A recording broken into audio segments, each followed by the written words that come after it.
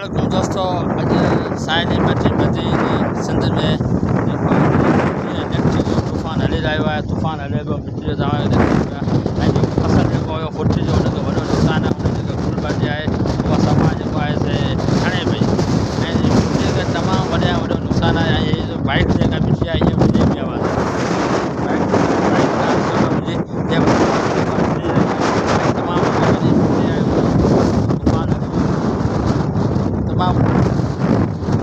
तमामु हले पियो। तव्हां ॾिसो पिया तूफ़ान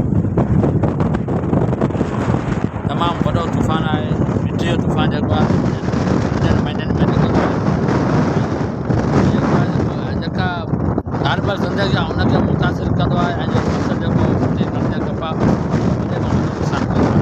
ऐं तमामु वॾी लट आहे। घर ॿर छितियूं वितियूं सभु जेको आहे हिन में ॾोह तमामु वॾी हिकिड़ो हवा लॻे पई। टे ॾींहं हवा ॿुधाईंदो आहे। टिनि में फुटी जी छा छॾींदो ऐं माण्हुनि में घर जेके टुटा फुटा पिया आहिनि या पैसा ई कोन मिलिया आहिनि। घरनि जो ऐलान कयो त बिल्कुलु तबाह थी वेंदा। अलाह ख़ैरु करे।